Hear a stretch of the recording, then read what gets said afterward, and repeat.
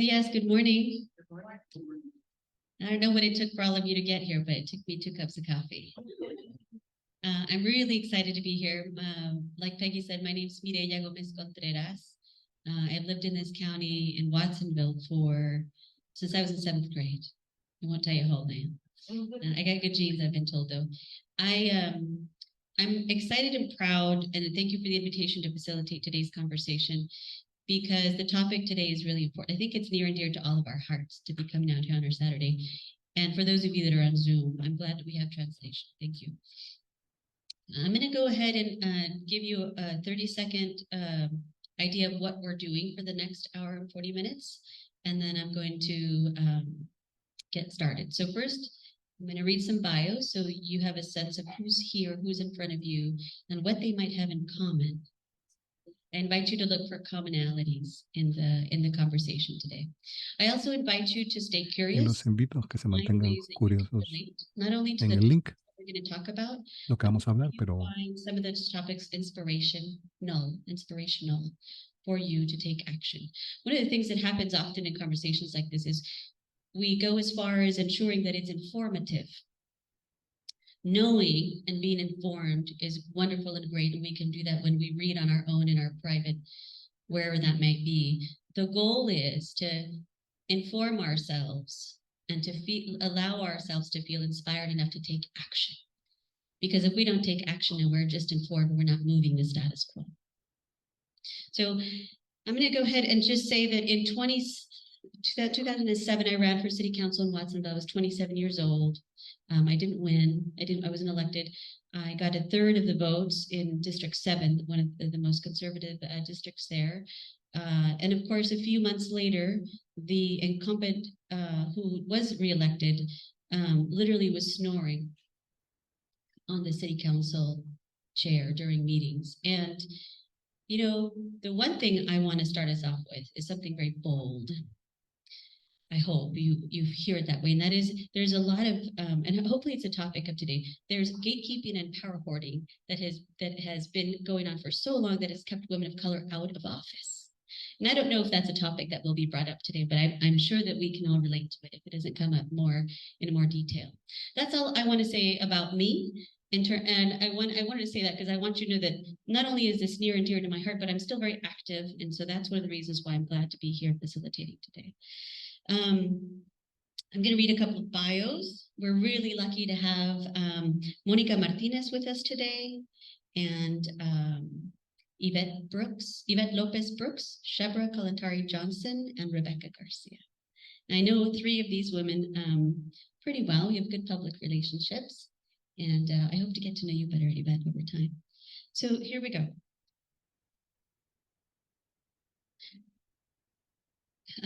Monica Martinez is a lifetime public servant, parent, and San Lorenzo Valley resident, and a candidate for 5th District Supervisor.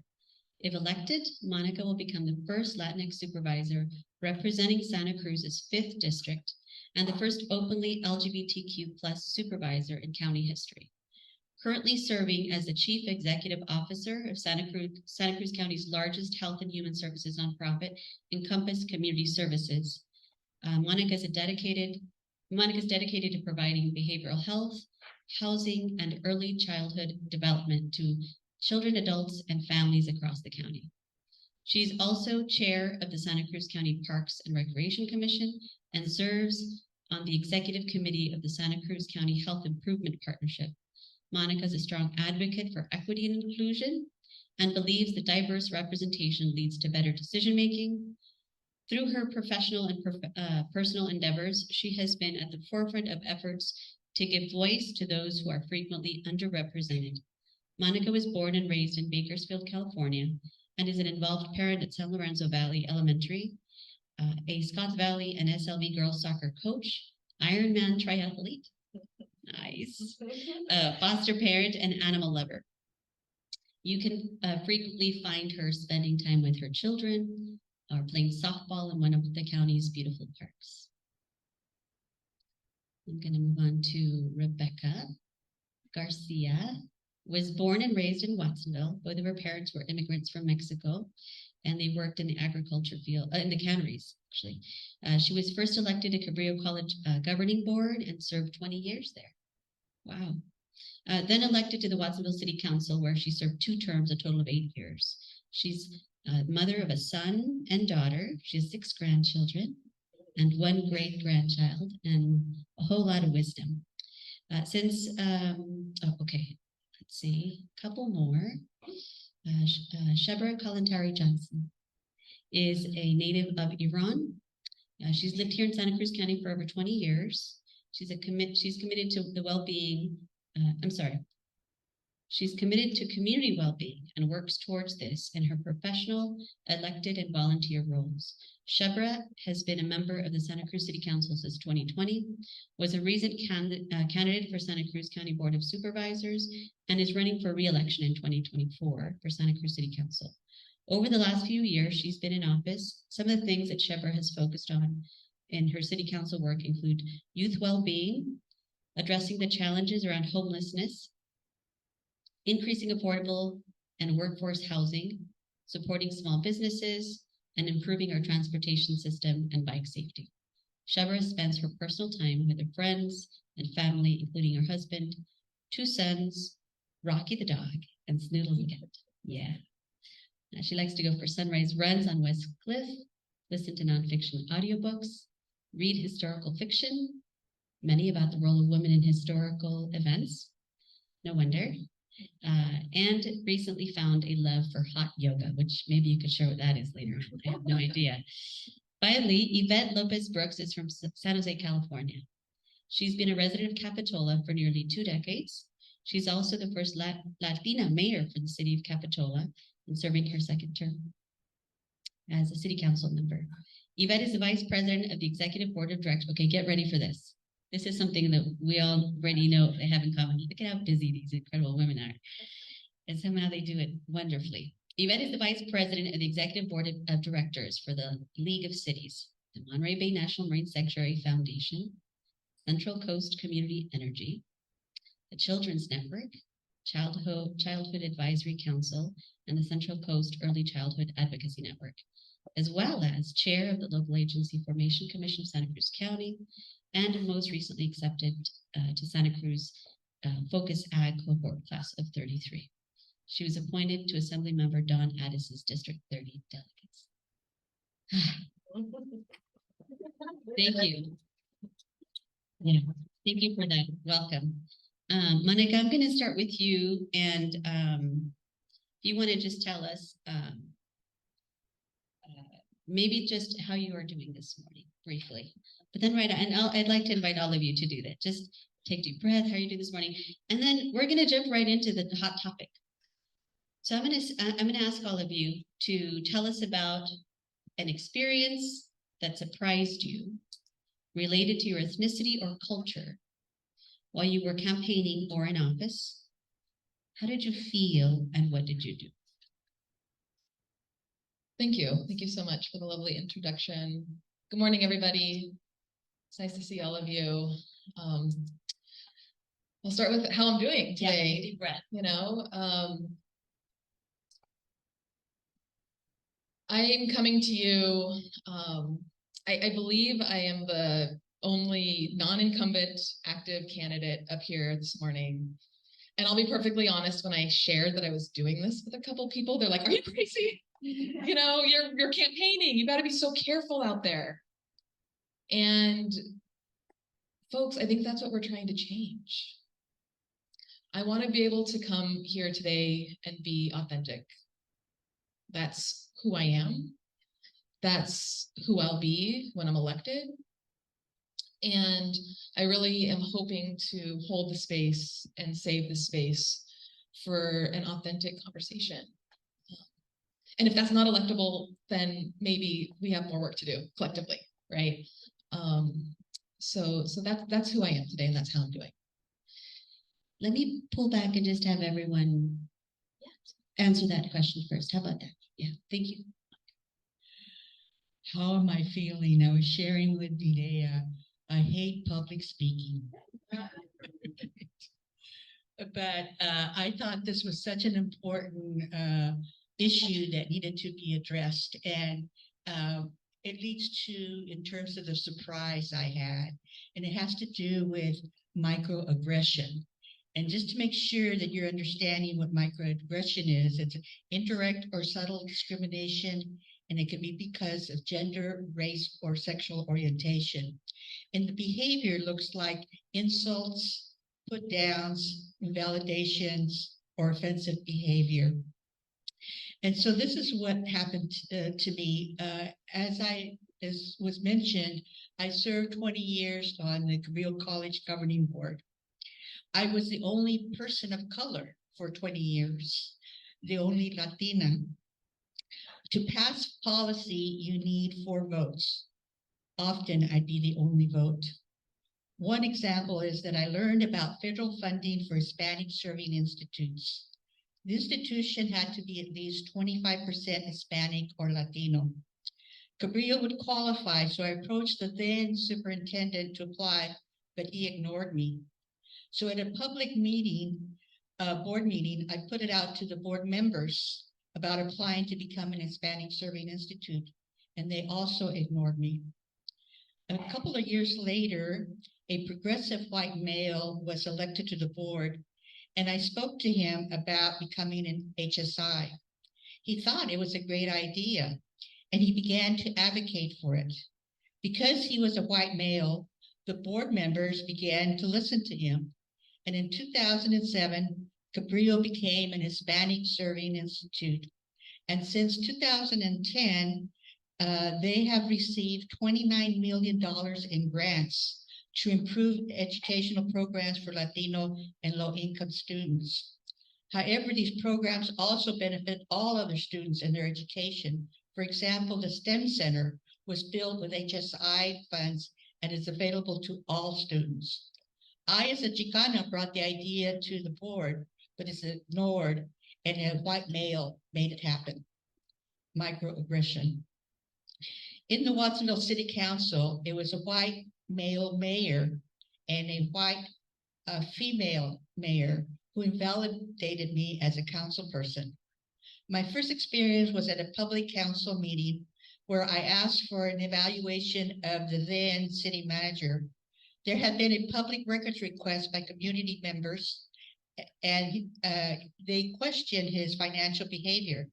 When I asked for the evaluation, the white male mayor said that an evaluation was not in his contract, and if I had problems with him, I should make an appointment with him and talk to him about my concern. I nevertheless made a motion, got a second, but it failed, and he was never evaluated. Well, this Saturday manager stayed in Wattsville for 3 years, and in his new job in Arizona, he got fired after 2 years for issues that included finances. In closed session and in open session, council members have opportunities to speak, but on several occasions, the white female mayor would not recognize me to speak, even though I was the first person to raise my hand. And on more than one occasion, when I was speaking, she would cut me off, saying my words were inappropriate or I was speaking too long. When I approached her about her behavior with me, she said she had a different perspective and she was not doing anything inappropriate. This type of behavior is systemic and it's here to stay for now. That's microaggression. Thank you so much. We dropped right into it, didn't we? Thank you, Rebecca. Shebra, how are you this morning? Good morning, Mireya. Good morning, everyone. Well, there's flutters happening. I just want to thank you, DWC, for holding this forum and engaging in this really important conversation. And I, too, had responses from friends and supporters who were like, this is another election. Third in 3 years, by the way. But this is too important to not engage in and to not be authentic and true. So I'm excited to be here. I have some flutters, and there's already the space of just being present. So I appreciate that, and I'm ready to engage in the conversation. Well, how am I feeling this morning? I'm feeling excited. I'm feeling nervous. I'm feeling unsure about how much truth we should speak. I'm feeling, what's brought to light just in these last few minutes is on the opposite side. Yes, I'm currently serving. And somebody said, well, speak your truth. What do you have to lose? And I just realized I could still lose a lot. We can lose a lot of the momentum and the work and everything we've done. That's what I could lose potentially today by sharing truth. And so I think we can sit on that and answer. I'm happy to answer more questions and get to know you equally as well, Maria. So thanks for the opportunity. Wonderful. So already I'm seeing another common theme, which is the risk taking that is involved in just sitting on this panel, having a very real conversation. So I'm just going to hold that. But I'm going to go back to the initial question, and Monica, if you don't mind continuing where Rebecca left off. Can you tell us about an experience that surprised you related to your ethnicity or culture while you were campaigning or in office? Sure. Courage. I think, thank you for the definition of microaggressions, because I think that's a really helpful place to start. Things happen every day. And this isn't new to a campaign. This is just being who I am and the journey I've been walking my whole life. And even, going back to the original, I shared with folks that I was doing this, and even people who say like, that's coming from their fear and their recognition and their reminder to me that this is a space, this is a conversation we don't really talk about, and this is a space I don't really belong, right? And so there's a lot of that sort of micro reinforcement of the fear I'm supposed to have keeps the existing power structures in place.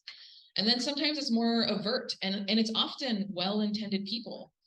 When I first started exploring running for supervisor in the 5th District, the 5th District represents the San Lorenzo Valley, Scotts Valley, and a little bit of Santa Cruz. And it has a reputation for being a more conservative part of Santa Cruz County. And so I had, I've heard it from many people. Let's start with the well-intended people who said, man, you'd make a great supervisor, but the 5th District will never elect a queer Latinx woman. So, maybe there's I'm just trying to save you from the hurt and the pain. And that, I taken aback when I hear that sort of thing. But the truth is, I've been told my entire life that I'm not capable, or that I'm not the right identity, or that these spaces aren't made for people like me, right? I'm from Bakersfield. That's a whole other presentation. So, Mexican-American Catholic family in Bakersfield at that, right? And so you know what I'm talking about. And so I these days, hear that, and I'm like, all right, this is another opportunity to prove them wrong. And the reason why I know that this is going to happen, this can happen for the 5th District. The 5th District will be the first district to elect an openly LGBTQ candidate. It's because that's what I see there now. I am representing a new voice, a new community. The SLV is changing. Scotts Valley is changing. And the 5th District is different. We've got younger families. I'm being encouraged. The diversity in my kids' school is changing every single year.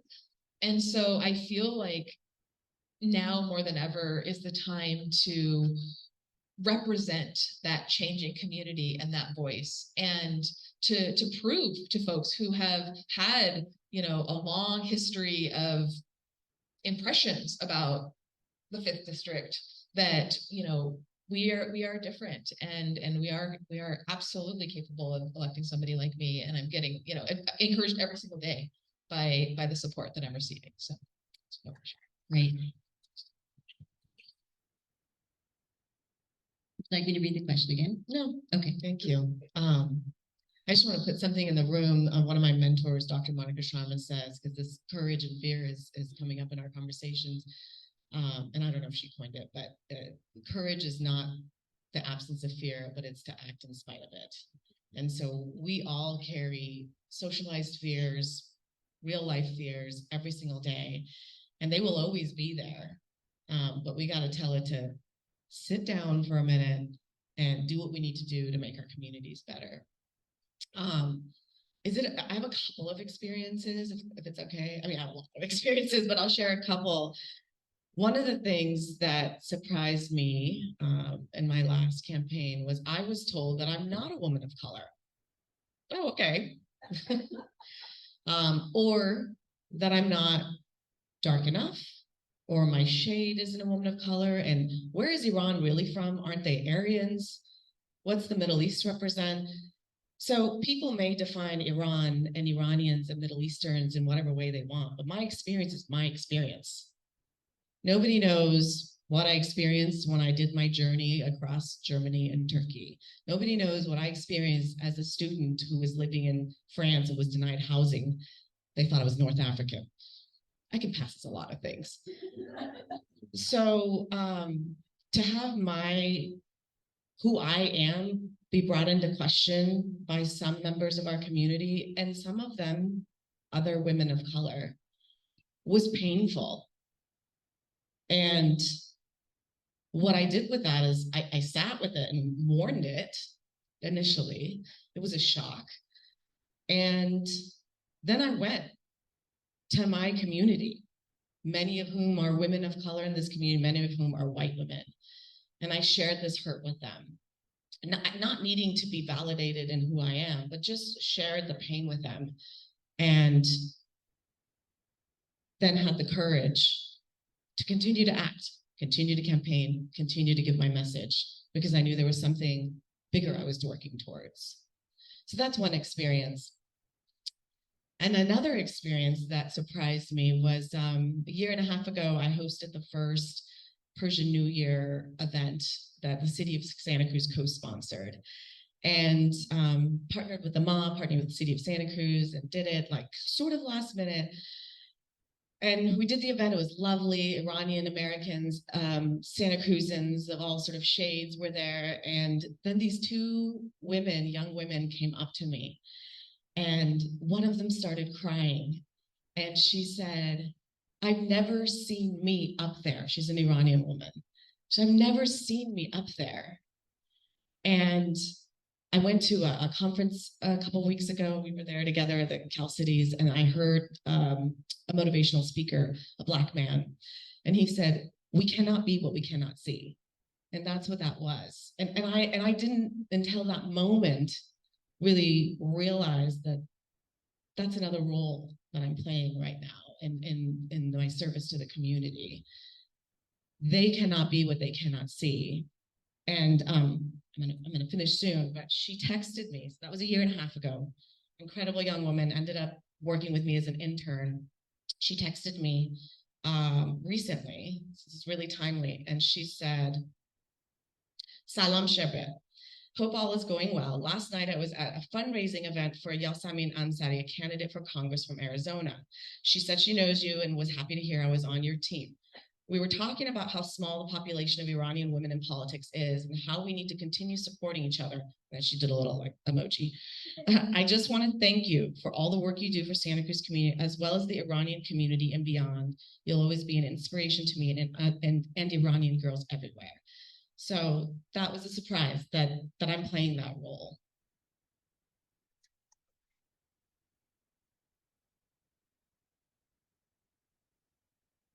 I can see the goosebumps Trevor's giving to herself by sharing the story, because, yeah, you're doing such great things. All of you have done to continue to do. What, surprised me, I ran initially in 2018 in the city of Capitola, and everyone welcomes me. I received the top votes. I felt confident, and I said, wow, I guess everyone's been wrong about who lives in Capitola. It's not like that. It's not, there's not a bunch of racists in this community. And fast forward, I ran my second campaign, and the people that stepped up for me in 2018 that I thought were originally those types of people surprised me and did not endorse or support me in my second term. And when I started asking the why question, like, why? What did I do to change your mind? You're like, well, you just tend to lean on the left a lot more than we would like. So, well, what does that mean? Does that tell me, what am I doing that makes you think that? Is it the $10 million that I brought into the community through my partnerships with local, federal, and state agencies to get us projects done? Is it me banning flavored tobacco? Is it me starting the first children's fund? Are those things too left for you? Because I didn't think that would be the case. That's not what left means to me. And I kept getting calls like, well, if you don't do these things we want you to do, or be whatever image in their mind, we're not going to support you. And for a moment, after working so hard my first 4 years, I thought, oh, I guess I was right in my mind about the community and that I live in and the work that I still need to do. And it encouraged me to continue and to run, and I won again. And there's that long line out the door of the haters still, and the people that I think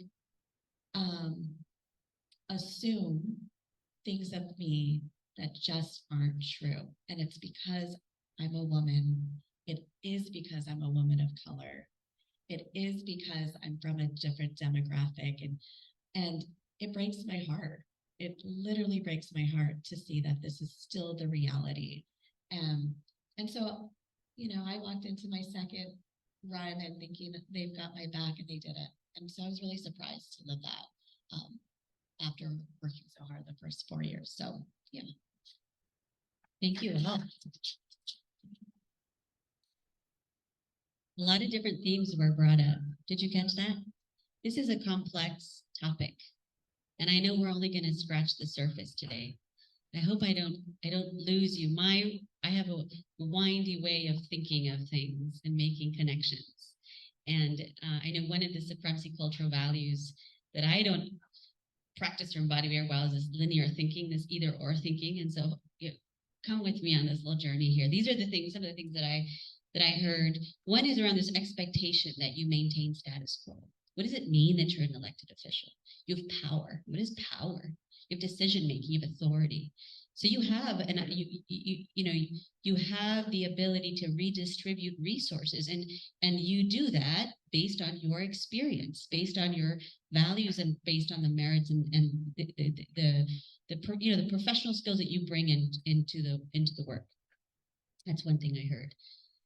I heard representation a lot. I mean, we've all heard about representation. So what? You're here. Let's just celebrate and move on. Let's check the box. The percentage is increasing. Our new senator, right? I mean, what's behind representation? I wonder if we can come back to that in a little bit. This idea of we cannot be what we cannot see. I love that you brought that up, Shebra, because, and this is what I want to invite the audience to do.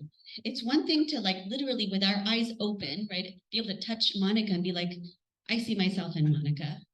I can do it too. I got to get my daughter to meet you. What if all of us close our eyes and, influenced by today's conversation, imagine, right? Do we need to see? I just want to push us a little bit. What can we as individuals imagine to be the future? Because this is not very common in lots of communities. We're not yet here, but it does take the ability to imagine a future, the ideal future, the better future, the future where there's well-being for all beings.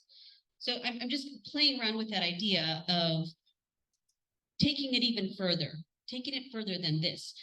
Who is going to be our next president? Who's going to be our next vice president? You know, who are the next elected officials? And when you get your ballot box, close your eyes and envision who you want to be there. Of course, it doesn't. I know when I was on the board of the Land Trust of Santa Cruz County, there were some elders that said, "Well, I don't want to be here based on the color of my skin and my last name." I get that. And what is attached to your last name and the color of your skin is an entire life experience. Is very different from someone who identifies as or is perceived to be white and male. There's just so many differences there. The other thing that I noticed, and then I'm going to ask the second question, is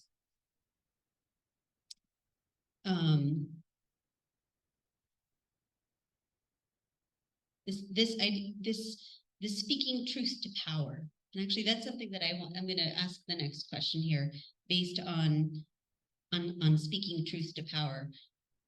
What conditions were in place for you when you first decided that you would run for office? What were the key or top elements in those conditions that were in place that made you say, I'm doing this?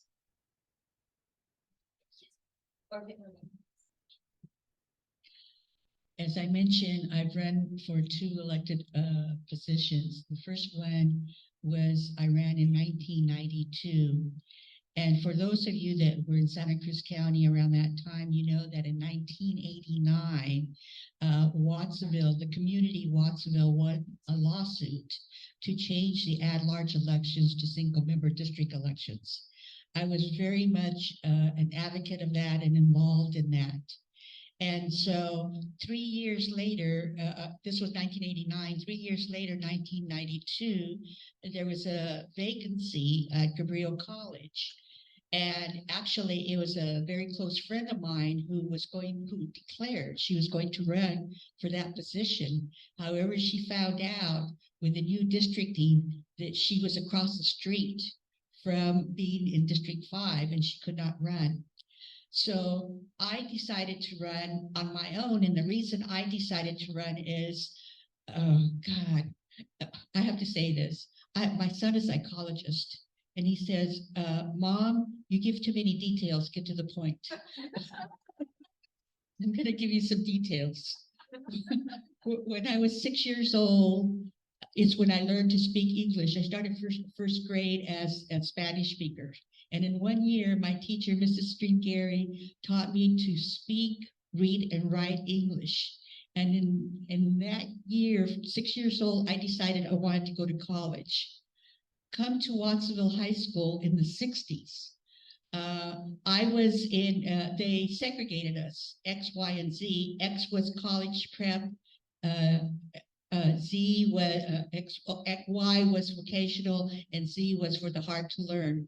And I took an IQ test, and I was in the X. So I thought while I was at Watsonville High School, I'm going to go to college. In the end of my junior year, when I went to talk to my counselor, he says to me, college? Oh no, you're too poor. You can't go to college. You have to become a secretary. Okay. And in fact, he enrolled me in Cabrillo College. At that time, they had a secretarial program. He enrolled me at Cabrillo College, and on the first day at Cabrillo, I quit because I didn't want to be a secretary. But I knew I needed some skill to get a good job, so I became a hairdresser. And I was a hairdresser for 12 years, okay? Well, back to why I made the decision is, it was because of Cabrillo College that it started my journey in higher education, to that I was able to transfer to UC Santa Cruz, get a BA in politics and a teaching credential. And I was going to become that teacher that I wanted to be since 6 years old. So I said, I want to give back to Cabrillo because of all that Cabrillo did for me. So I ran. And what was interesting enough is, because it's still 3 years after the lawsuit, there was a sentiment, a perspective in Watsonville, oh, we have to elect a Latina or Latino to any kind of elected positions, not just city council. And so what occurred was, the white people that were in power for all these years tried to find a safe Latino and they couldn't find one. And so nobody ran against me. And so that year, at all 4 re-elections, nobody ever ran against me. And so I kept running just because nobody ever said, I'm going to run against you. Okay. So that was Cabrillo College. Then come city council. I had no interest in being city council. And I'm a planner. I had never, ever planned to be on city council. But I was now retired. Part of my routine was on Monday, Wednesday, and Friday, I'd go to the YMCA for aqua aerobics. So here I am in April of 2013 in aqua aerobics doing my exercise when a woman, a voter actually in District 5 approached me and said, Rebecca, you have to run for city council. And I said, no way, there's no way I'm going to. Well, from April to August, 4 women total asked me to run for city council. And I thought, well, maybe I should at least investigate it.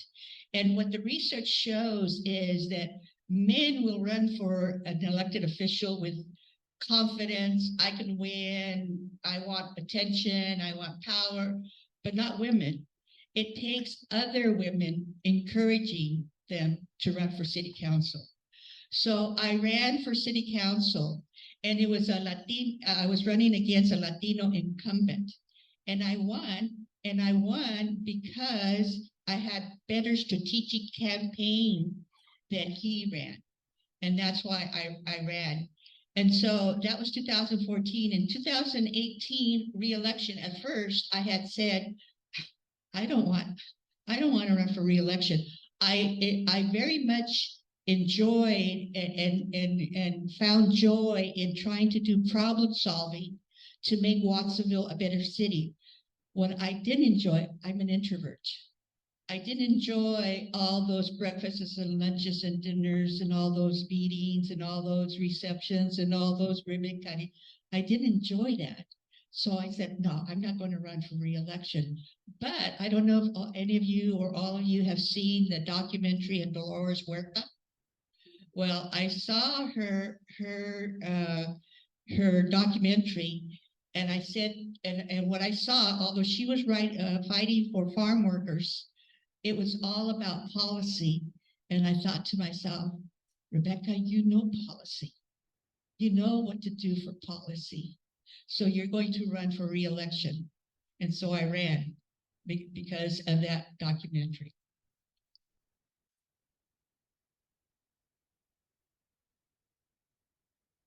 That's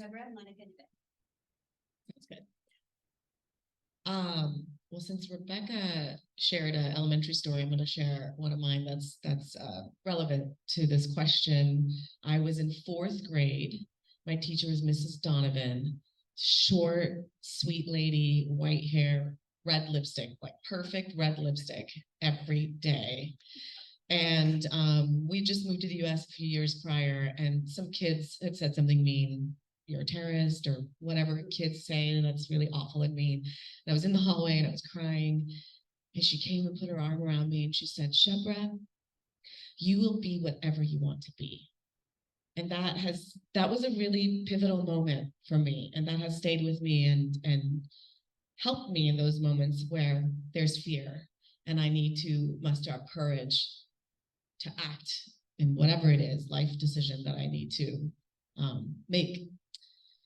So running for office. So my journey and trajectory has been in the social services, public health fields. I've had a calling to that in my professional work. I did a lot of policy work.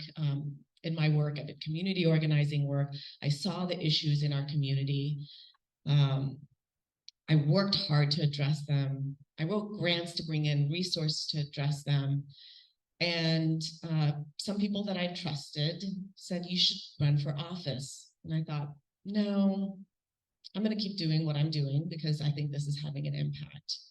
So the conditions, that was the question, the conditions that were in place. I mean, what you said, Rebecca, really resonated, that it does take we cannot be what we cannot see. And I do want to say who said that. I want to attribute it to Brandon Fleming, is who I heard as the motivational speaker. And he has a book and had a lot of amazing things to say. So if anyone's interested.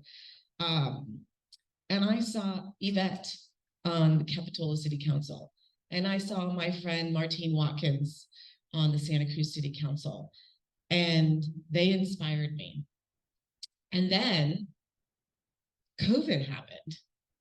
And the fires happened, and the community and the world sort of turned upside down. And honestly, that was the condition that sort of pushed me over the edge. Also, my boys and my husband saying, yeah, do this.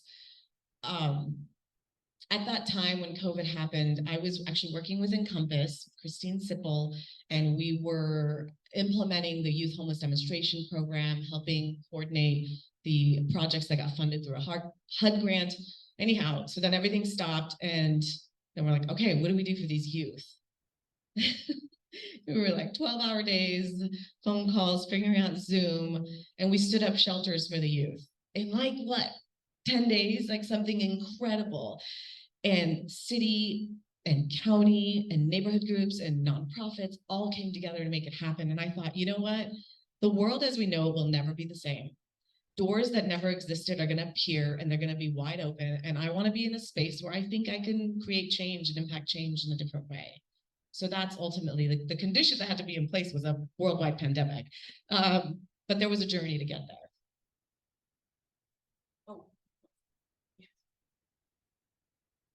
Thanks for sharing that, Shebra.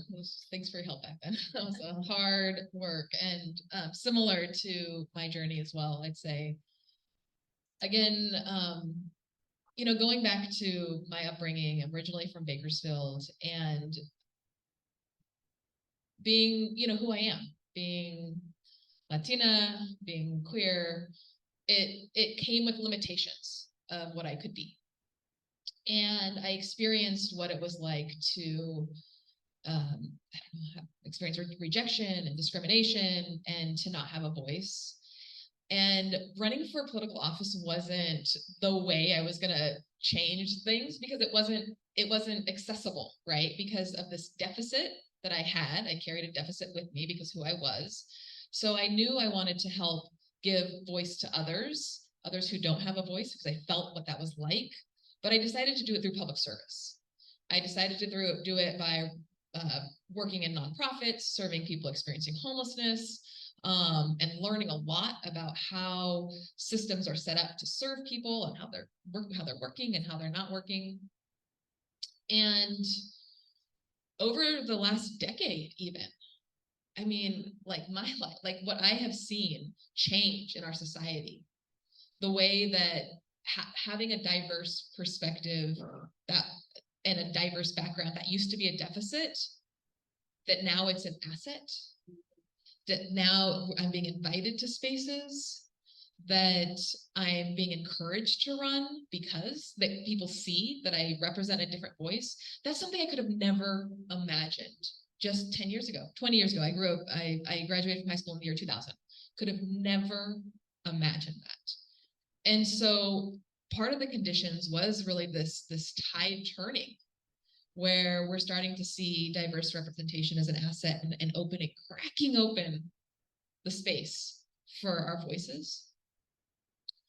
And similarly, I think the year 2020 had an impact on all of us, and I had that in my notes as well, that, here I am, I'm leading the largest health and human services nonprofit in the county. I've been doing it for, I don't know, by that time, 5 years. Seeing how decisions that are made at the county level impact real lives, people on the ground. Seeing how, as the entire healthcare field is turned on its head because of the pandemic, how my own district, my own neighborhood is on fire during a pandemic.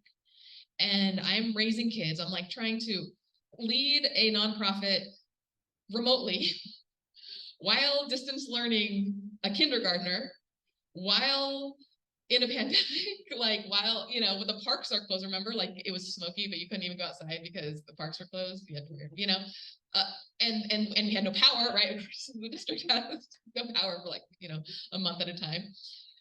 that I was like, wow, like I've got to do something. And I have the experience professionally and the competency professionally to do this, even if I didn't look the way that I am and come from the background that I have that resume, those credentials. Yet, by living the life that I've lived and representing the voices that I represent, I can bring even greater change to these seats. And so it was really just this perfect storm of conditions that sort of cracked up in the wow, maybe it's me, maybe I can run. And it took encouragement, just like you said, like I'm still like, oh, am I good enough? Do I have what it takes? I don't think that men ask themselves that very often. I don't know. You tell me, I'm not one. I started to get pushed to do it and encouraged to look into it, and that was incredibly helpful. Being inspired by other women, that's incredibly helpful. And I do feel like I have to name one thing, because it's come up a few times that we can't be what we can't see. And I do just want to name that, like, up on this audience, we're still missing voices. Mm-hmm. We don't have a strong Black woman up here, and we need that, because we have strong Black women in this community, and they're not looking up here and seeing themselves right now. And so I want to just name that, and I want to encourage us to continue to crack open the space for people.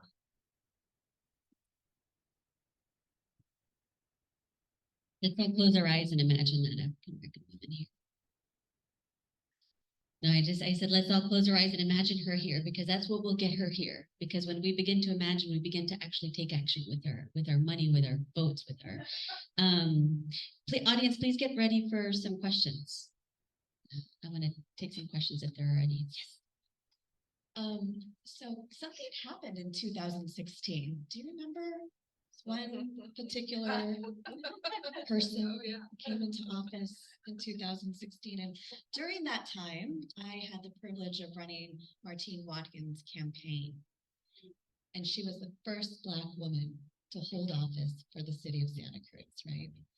And here we are in a backyard celebrating her win, and then pausing and looking at each other and saying, oh shit. Should we be celebrating? What are we doing? What does this mean? Fast forward 2 years, a fellow friend and now partner in crime, Kristen Brown, taps me on the shoulder and says, things have not gotten better. There are not enough women sitting on council. We have now this newly elected president who's doing terrible things. Yvette, are you interested in running? And I said, no. I have a 5-year-old, and no, she was four at the time. And I said, no.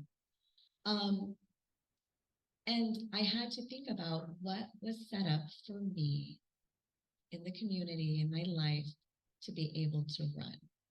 And today is Latina Equal Pay Day, if you didn't know that. 57 cents to every dollar is what a Latina makes. And as I evaluated my life and realized I have a job that pays well with benefits, I've got strong women around me, I am going to take down this patriarchy. And it wasn't easy.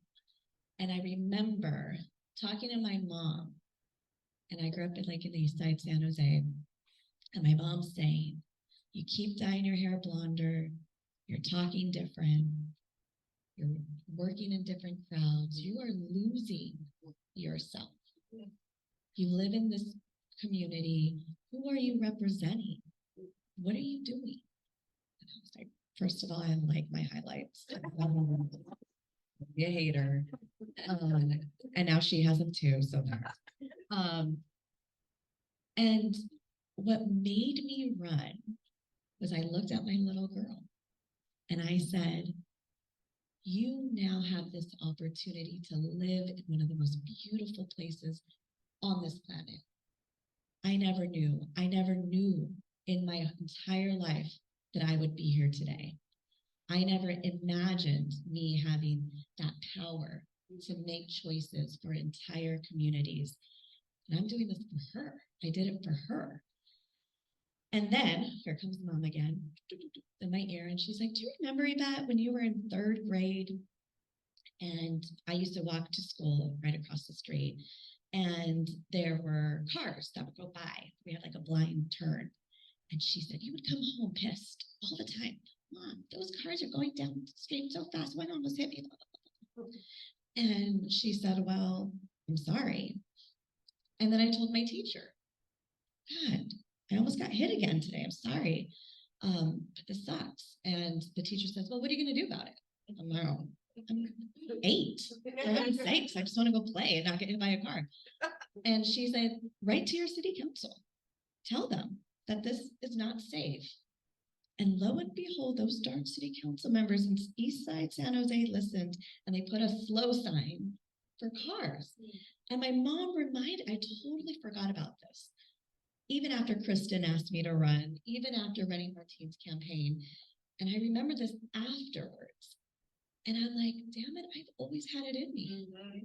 I've always had this power. We all have this power to do great things. And we every day carry the injustices of generations on our shoulders, breaking down barriers every day. And it is an honor for me to do that, but it gets tiring. I'm tired. And I'm just in this beginning of my 2nd term. Saida here is running again after 6 years, holding it down for women. We've got so many strong women sharing this burden now. And I'm not alone. And I'm feeling like this is what's set up for me, right? And before I go on more tangents, what wasn't set up for me, though, when I won, were those safety precautions of those jerks calling me on the phone saying, if you don't do this, I will recall you. Or, you know, I gave you my vote, but you owe me. And all those threats from entitled, rich, white men in the community, thinking that they could call me. Well, they forgot I grew up in East Side San Jose. So, and now I have power as an elected official. So what do I get to do? I get to create good policy. I get to create strong policy that protects all of us. So I created a code of conduct. And I said, you do not get to treat me like this. Here is the rule book. And if you do, I can do things back. It's called strong, smart policy. So, you know, it takes a lot of effort, but we're all here and we're all carrying it for one another. Yeah. Thank you all. Yes, that was just one thing. Conditions matter. And so, you know, if all of you think of one person in your circle that you want to encourage or say, write to your city council 9-year-old, we might see them on a panel in 10, 20 years. That's what it takes. Conditions matter, not only to get in, to stay in. And to develop that good policy for all. I heard these things. I heard you ran to transform. You ran not for yourself, but for others. You ran because you were encouraged. You ran because you were discouraged. And you ran because you know the issues firsthand and directly. And so not only do you see the issues and problems, but you see the solutions. Those are some of the things that I heard in terms of why, some of the reasons why you decided to run and some of the reasons that were part of the conditions when you ran. Are there any questions from the audience? I just want to take a quick pause and see. Thank you.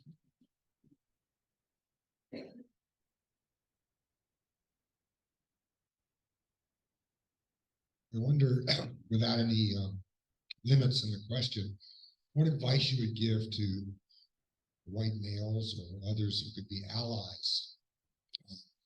What would you tell us? I'll leave it open-ended like that.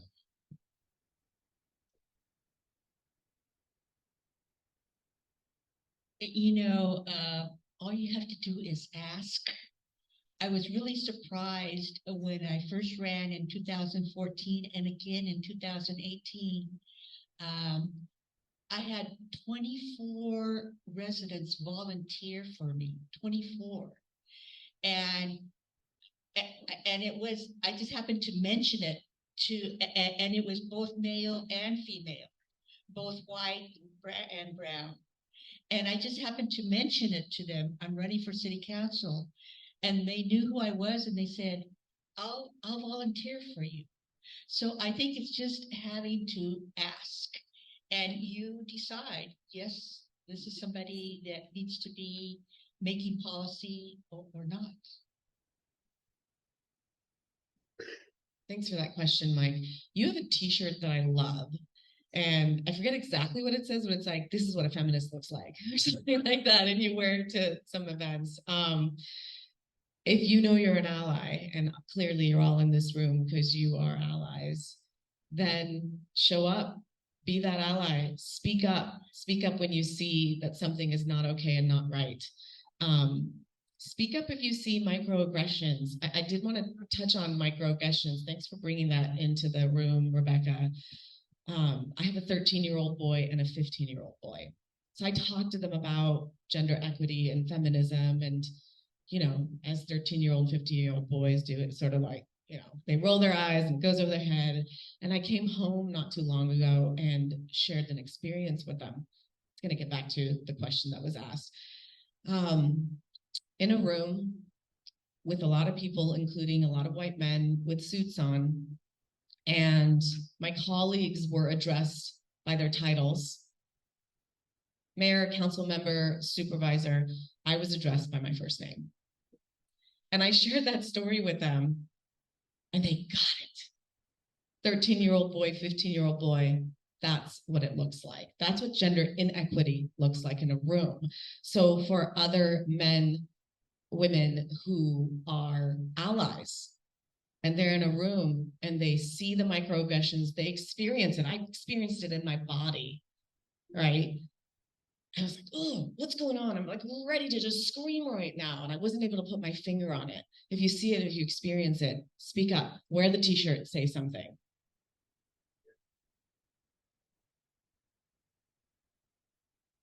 Thank you, Mike, for the question. It's so helpful that you're the one asking it, right? Because I think what we're trying to change, these are institutions that have been set up by white men that are for many, many years, for generations, have been for white men. And so it's going to take all of us to create those changes. And that's what we're all trying to do together. And I think one thing that can be helpful, and I've heard a lot of data around this, and I've experienced it myself, that folks just unconsciously, they know that there's a certain look to who our elected representation is. And so if you walk into a room as the candidate and you look like that, you don't really have to spend any time explaining your identity or why you're here or how you got here, because that's the status quo. We're good. So we can now start talking about the issues: affordable housing, you know, homelessness, behavioral health, right? But when you don't look like that, you have to start with explaining how you're capable, how you're competent, why you deserve to be here. And when you get, 2 minutes to share as a candidate why somebody should vote for you, and you spend 90 seconds explaining why you deserve to be there, you get 30 seconds, hopefully that matters, to focus on the issues, right? Mm-hmm. So how do we create space for us? Because we have real answers on the issues. We have real experience. We have real ideas, policy ideas. How do we get the space to share that while also earning and gaining the trust of the public? Because we need to, we deserve the trust of the public, right? And one thing that means is we need more airtime. And that means we need more money. I've heard that, LGBTQ candidates have to raise on average 15% more than a heterosexual candidate just because they have to spend time being relatable and identifying, like explaining their identity, right? And responding to the backlash that you're getting.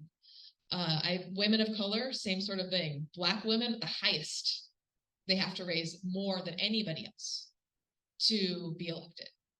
And so when you see candidates like us and you want us in these seats, I'm asking you, you got to give to us, support us with your time, the airspace, your dollars, your volunteers, anything you can, because we're at a deficit. Because when we walk in a room, we have to spend time justifying why we deserve to be there.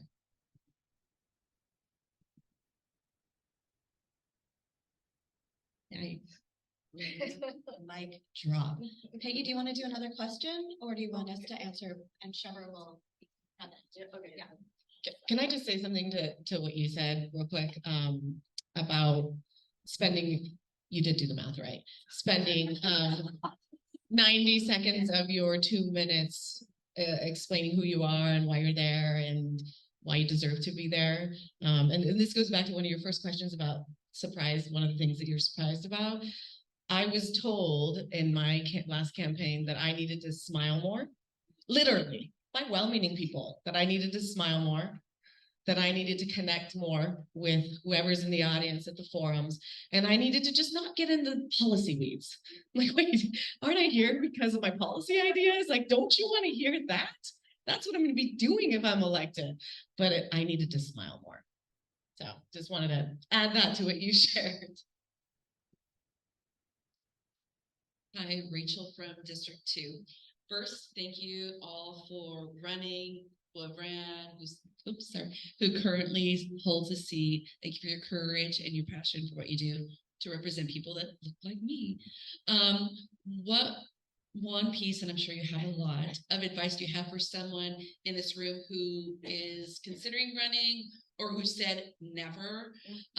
What piece of advice would you give them in running a campaign? And from those who are doing it for the first time to those who have experience.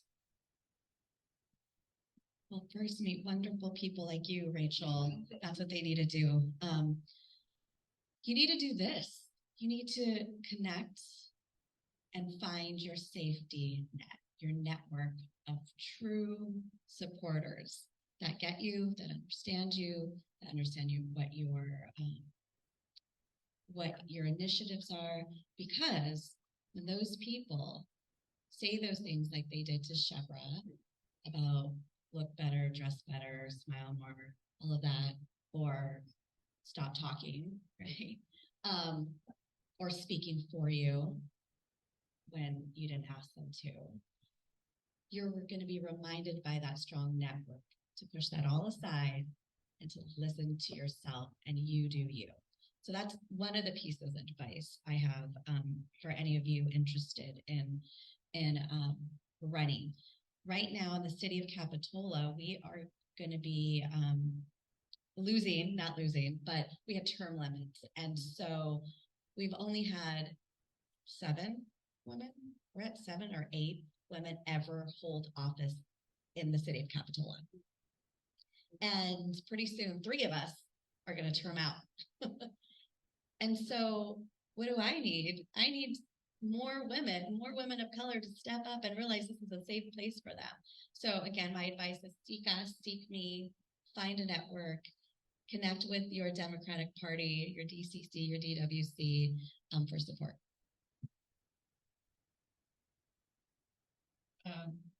I appreciate, Rachel, that question, because how you asked it is in a general sense, and I want to be a little bit more specific about Latinas.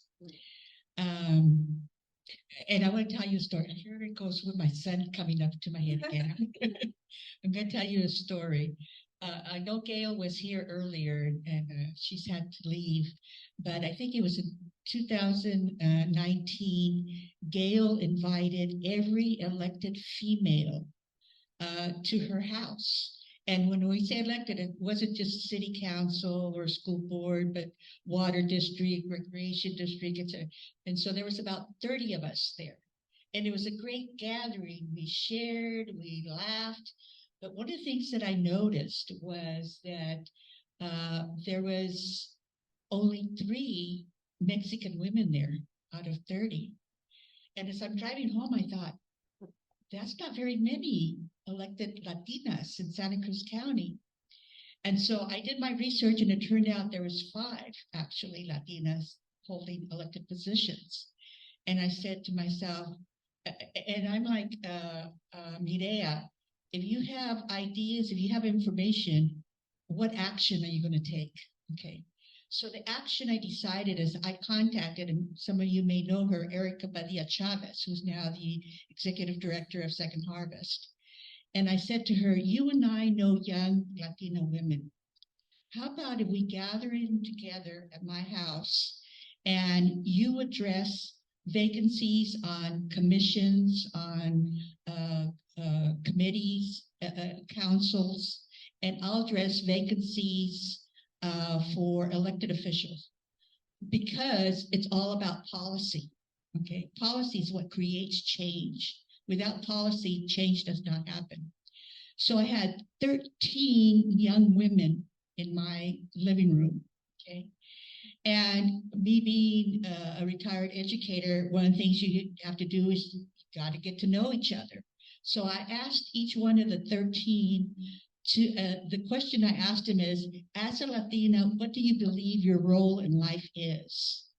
So as many began to tell the stories of coming undocumented, stories of how difficult college was, and many, many stories, crying. There was a lot of crying going on. And so my observation is internalized oppression. Many Latinas still have the traumas from whether they're growing up or their generations before them growing up. And so in terms of having more Latinas come up, they need to deal with their internalized oppression. I dealt with it. I actually attended regularly. There used to be, well, she's still here. She lives in Scotts Valley, Lillian Roble Rose. She used to do individual or group counseling, and she also would do retreats in San Juan Bautista. And I attended, and it was a 3-day retreat. I attended those 3 days retreats, and I was able to deal with my internalized oppression, because I didn't even know racism existed until I started going to Gabriel College at the age of 30. I didn't even know racism existed. Okay, so that's something else that needs to occur in terms of particularly Latinas, is healing from that internalized oppression.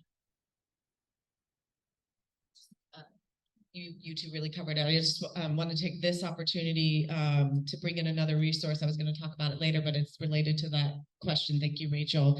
So we do have a resource in our community called Wilder, Women in Leadership for Diverse Representation. And I'll put the website on the whiteboard after we're done speaking. I'm just going to read the mission because it's written beautifully and there's no reason for me to try to make it up. Wilder is committed to realizing more diverse representation by women in elected and appointed positions in Santa Cruz County. We support progressive women who reflect the communities they serve through training, networking, and leadership development. I have participated in Wilder. I've attended their forums. They now have a leadership circle for female candidates. So I encourage everyone to get connected with Wilder. It's a great, great organization. And again, I'll put the website up, but it's wildersantacruz.org. And one last plug, I have to plug something called Emerge California. I was really fortunate to have been accepted into Emerge California class of 2023. It's a national organization, but there's a California chapter, and they train Democratic women, really focusing on diverse Democratic women to run for office in California. It's intense, it's competitive, it's intense, it's rigorous. It's a 6-month program, and I learned so much. So the applications, they'll come up every year. Look into it, and it's a very worthwhile training and practice for folks. Thank you all. By show of hands, are there any other questions? Just want to see.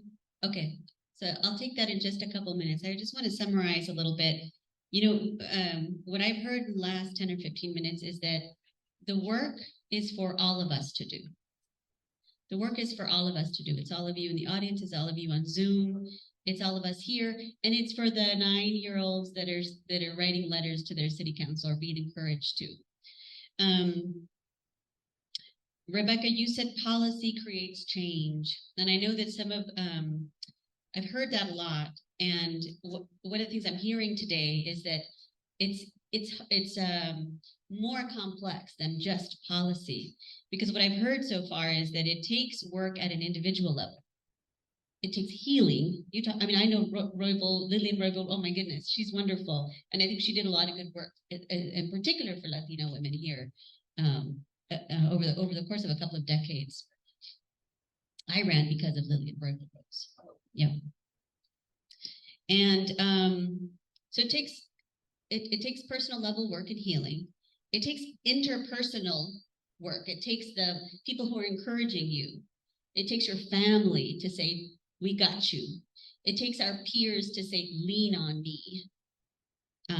It takes the Mike Rotkins of the world to say, what can I do? I want to step in. It takes those checks. It takes the many platforms that just are existing more and more.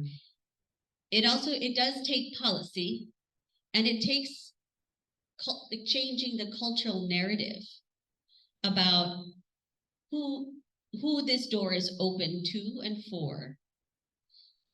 What is possible when the representation of our electeds is more diverse?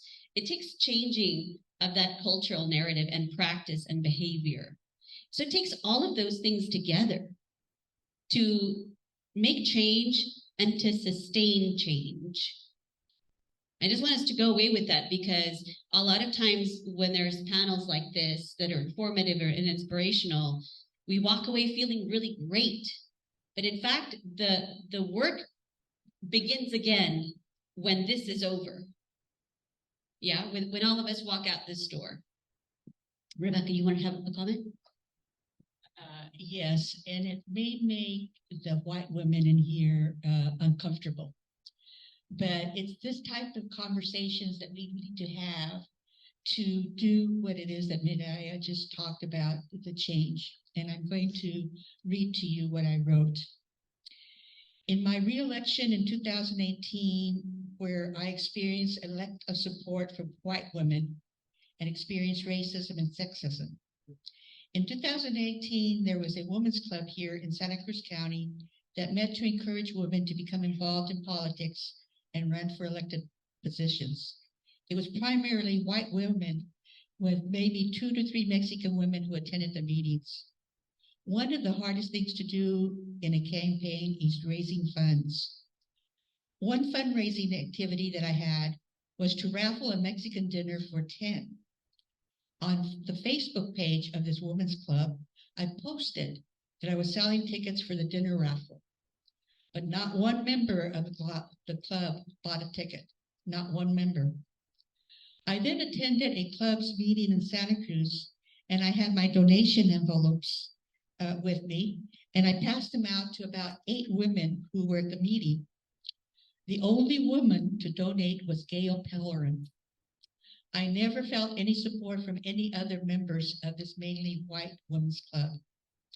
Then there was the Women's Pilot Association of Watsonville Airport. One of their leaders contacted me to talk about a possible endorsement and donation of money. It did not surprise me to hear from them, because for the previous 4 years, I have been a supporter of the Pilots Association. Unfortunately, I was unable to meet with them at a time they were available.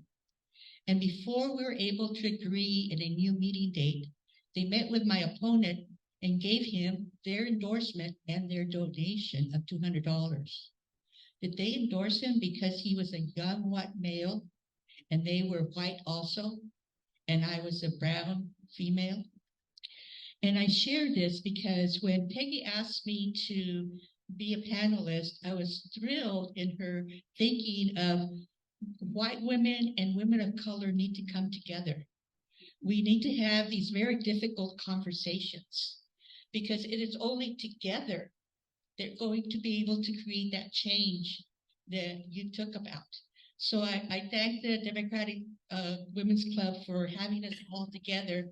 And this is a big, big step. And I'm really, really looking forward to all of us working together to do what we need to do. I hope you don't think this is the conversation, because I think what you mean is like, let's go to coffee.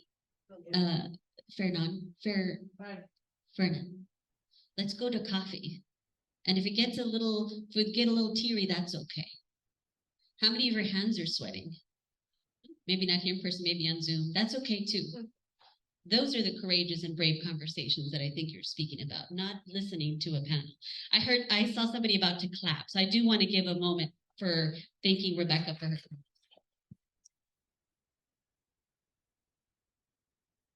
I think there's one more question I want to take, and then I want to talk about another, maybe not obvious theme, but how do we not polarize? You just spoke to that, Rip. How do we not polarize? This is an important issue. We're going to talk about it. And if I could stand, I was told not to, I'd get up and say, we need to talk about it. I invite you to talk about it. Let's talk about it. Mike, my only very short answer to your question would be experiences and relationships. To me, that's allyhood. Let's have it. I don't get to sit with mics rarely. It takes a lot of courage for me. My hands start to get sweaty. But I also have never received an invitation from a mic. It has only happened when I have been in a big board meeting or subcommittee that I've had the privilege of sitting with a mic. Who's got the question back here? I have the mic over here. Thank you. Thank you so much. I wanted to say thank you to Monica for something you said, Monica, which is recognizing, our Black sisters that should also be up there. And I just want to expand that bubble to other representations that we haven't brought here. I come from Indigenous Polynesian, and actually our representation in most communities is smaller even than our Black sisters. And I also wanted to recognize Shebra, something that she said, which is about what defines our definition of person of color. And I was thinking a lot about this, Shebra, because I have friends who are queer and Black and founded Santa Cruz Black. And I love their motto is, there's no degree of Black to say that you're Black. You get to decide, right? If you're of African American heritage, it's not how light-skinned you are. It's your experience. And so I really appreciate that. And then the next thing that into my mind from that, which is how I often find that even us as women in our system have been trained to be and think and behave a certain way and be competitive in a way that is very much that white male way of being. And I would ask kind of the question and urge us all to look inside ourselves as even women of color to how we can lean into each other in further uncovering those prejudices even in ourselves that we don't know exist. Thank you. Thank you.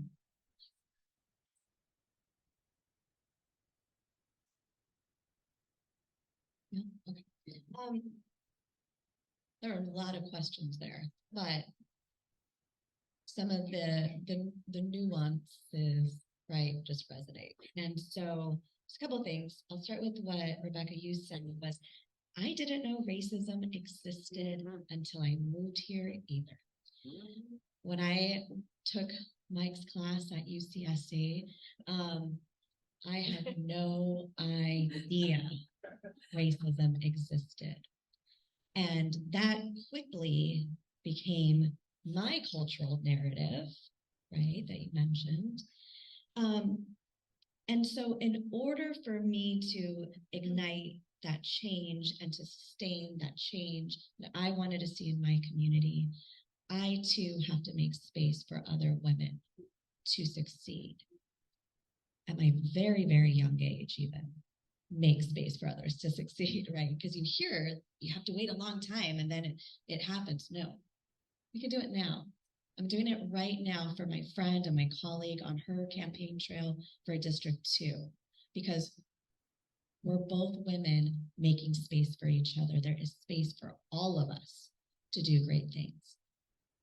And what's really important about making and sustaining that change is not to forget that the imposter syndrome is real. And when I recognize that I'm being tokenized, right? Oh, Yvette, can you sit on this board? Can you sit on? Oh, because I'm the only effing Mexican woman you know.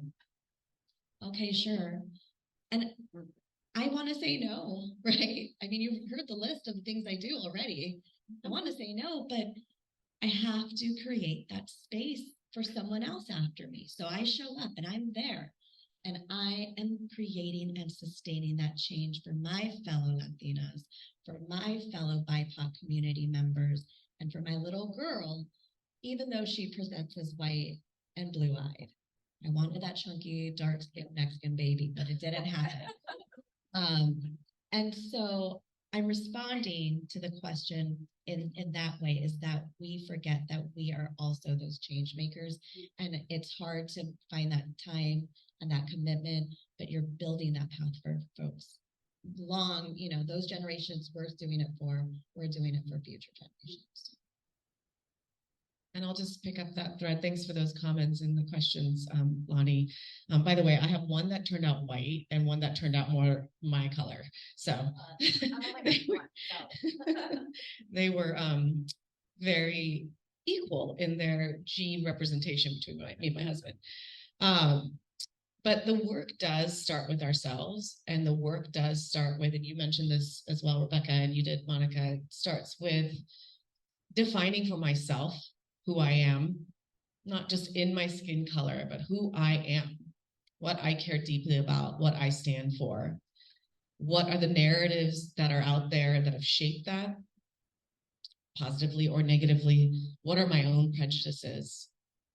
What do I need to acknowledge, work on, and move into action to work through it if need be, right? So the work starts with myself, and when I can do that, and it's a journey, you don't do it and then are done with it. It's a journey doing that, understanding who I am, what I care about, what my own narratives are. When I can do that, then I open up the space, and it kind of goes, if it's okay to go into that next question, it goes to polarization. When I can do that for myself, when I can stand here and say, I am courage, I am integrity, I am compassion, I am that. So when I can do that and I show up that way, I embody that, then I open up the space for others to do that, to tap into who they are. And when we can start there, when we can start with our universal values, what we care deeply about, I really truly believe that we can move past polarization. I've seen it. I've done that invitation of people standing in their values.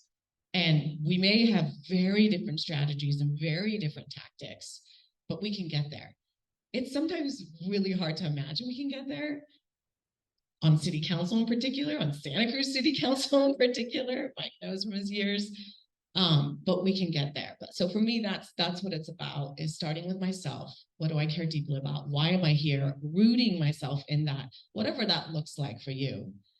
And then inviting others to do the same.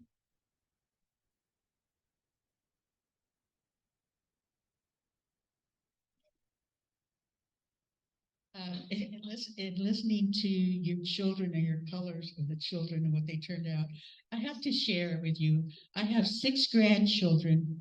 I have a son and a daughter, and since they were this high, knee high, I always told my son and my daughter, you will marry a Mexican. You will marry a Mexican. Because in my mind, I thought marriage is difficult enough. And if you're with somebody from a different culture, it's going to make it even more difficult. So that was my thinking. Well, I have 6 grandchildren.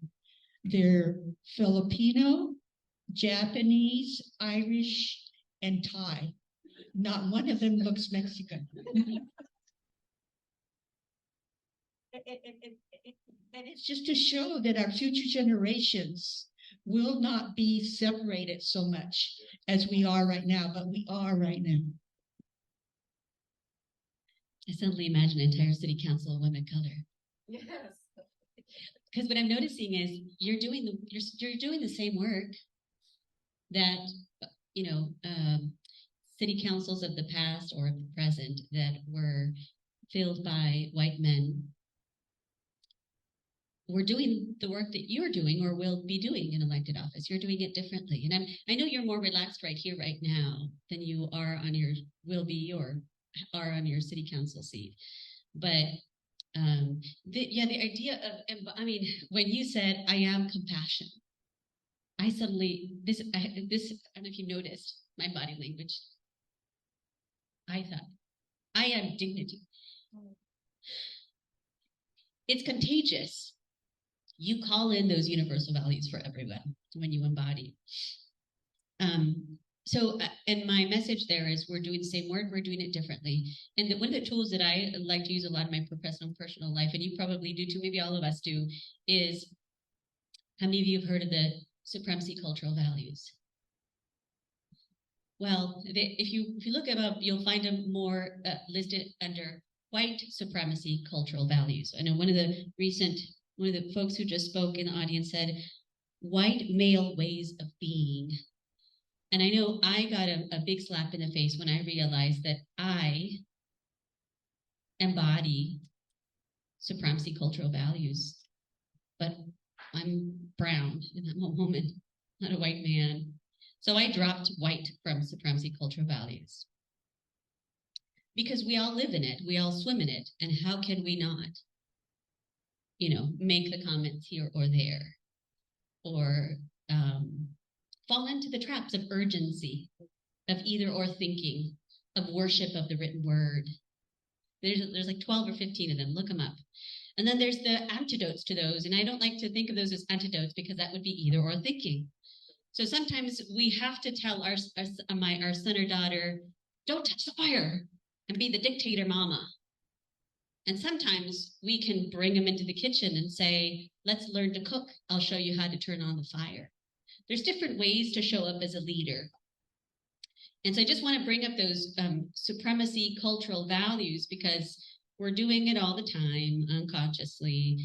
But there's ways for us to do the same work differently. And so I'm really hopeful that all of you in your seats, new seats or continued seats, are going to show us how we can make happen a Santa Cruz County that is equitable, inclusive for all beings, the plants and the birds and the animals too. I see your hand. I have something to add. That's beautiful. Thank you for that. And I really have admired your trainings on this same topic. So I encourage you to look it up.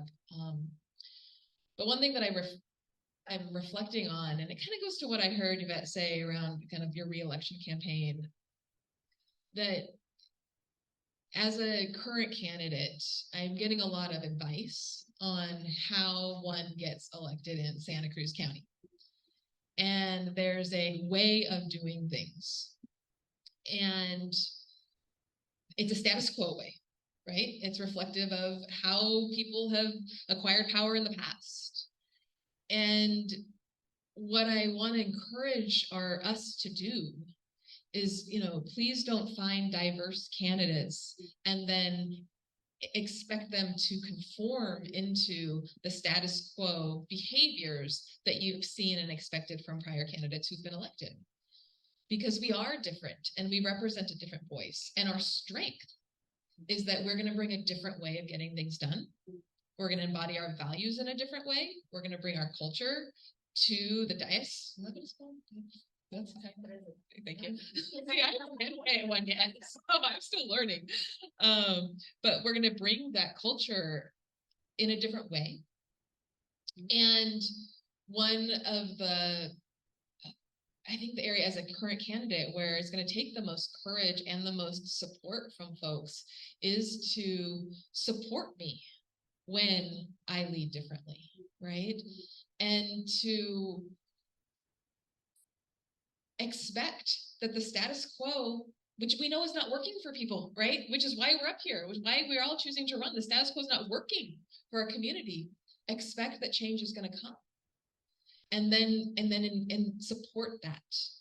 Because I think what's scary about putting ourselves out here and running for a future vision and believing in a vision is that when we don't conform to the status quo, that then we're going to be left on our own, jump off a cliff, and then nobody will be there to catch us, right?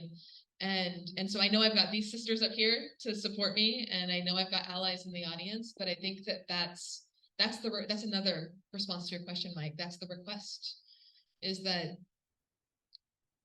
please don't ask us to run as your token candidate and then leave us hanging when we lead with the values that we bring, because that is our strength. That is what you want, and it'll be very powerful when we're up there, I think, in a positive way for our community.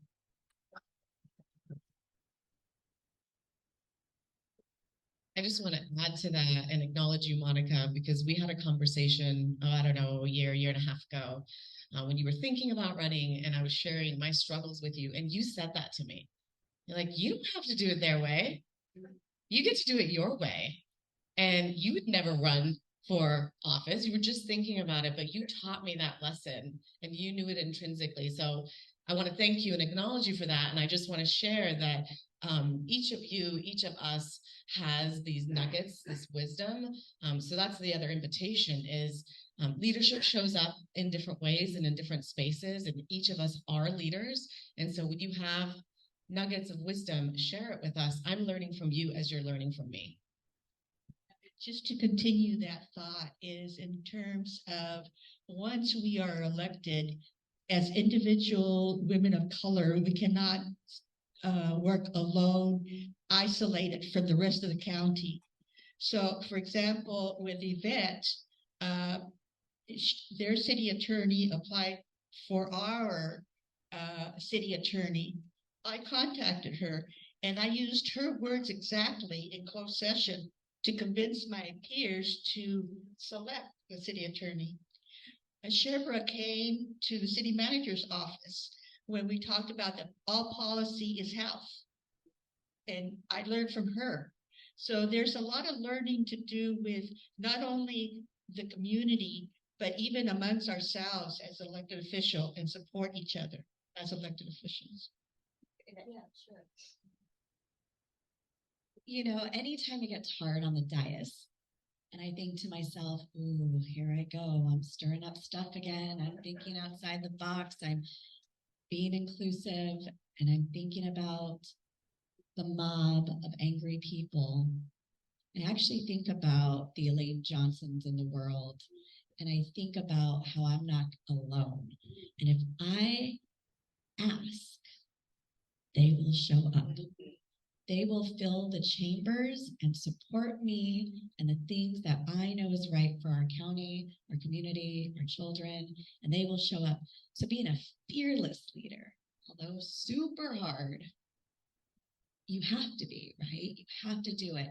And just trust that this community, even though I said earlier when I first moved here, I didn't know what racism was, I still know that there's a lot more allies out there to support the initiatives and the things I truly believe in. And it allows me to be fearless on the dais. I have a story, but I don't know what question. Okay. So during the pandemic, I had the wonderful privilege of being the mayor. Behind Zoom, running the world on a computer, and also raising my 4 or 5-year-old at the time, homeschooling and all that sort of stuff. I do have a husband, but he is an essential worker and had to actually be out in the community, serving the community.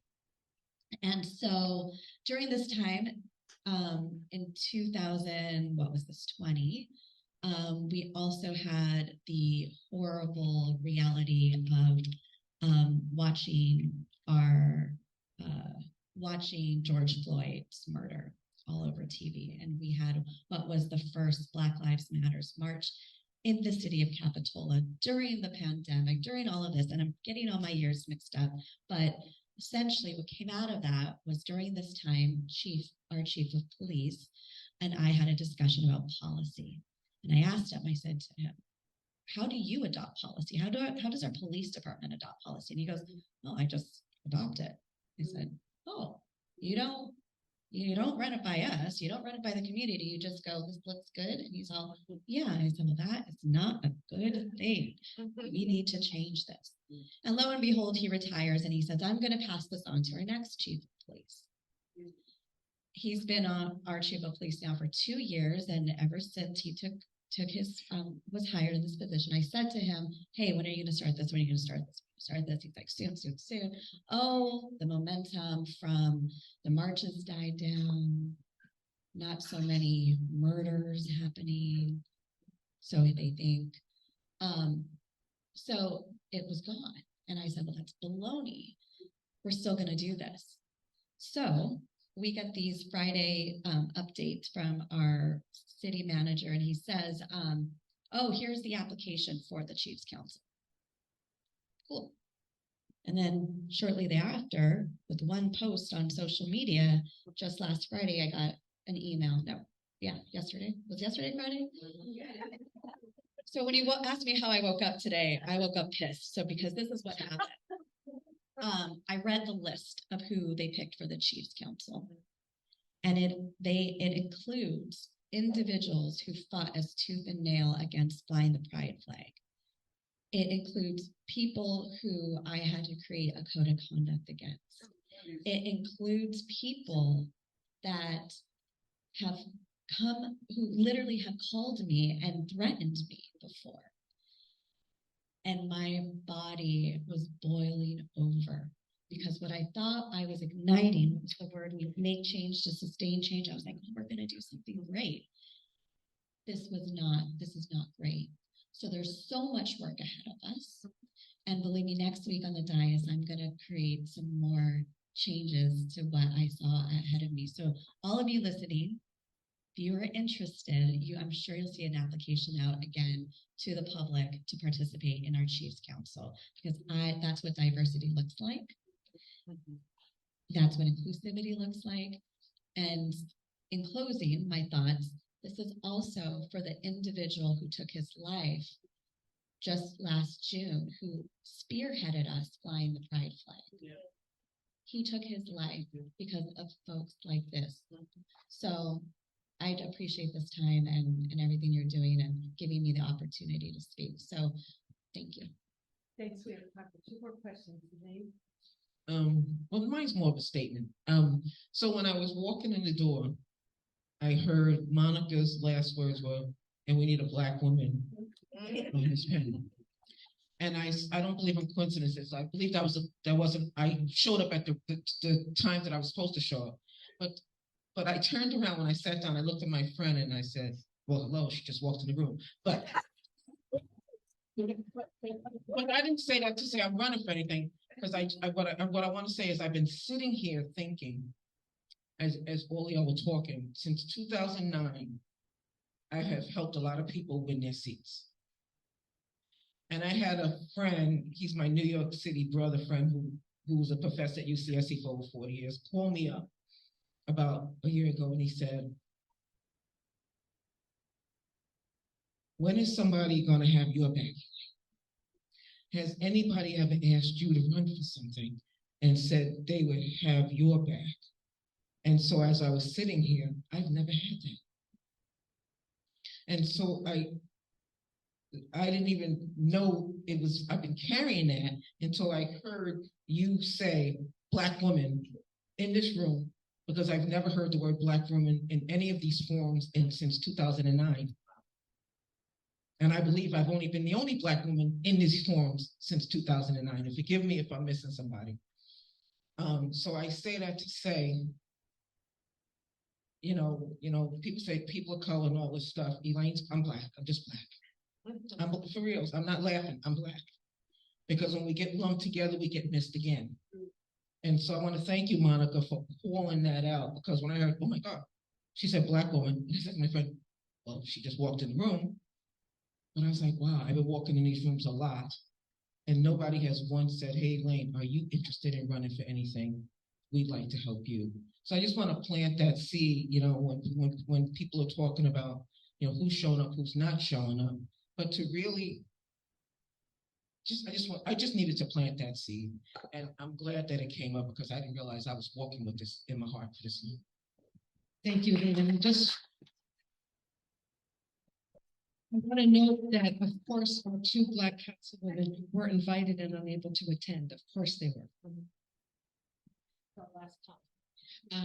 My name is Val. I'm in Santa Cruz District 3. And I wanted to offer a thought, which is Alicia Garza from Black Lives Matter brings up the concept of, instead of using the word allies, use the word accomplices. Because in a way, allies has become, and many white folks step right into this, which is, yeah, I support you, but, and even they support you with their money.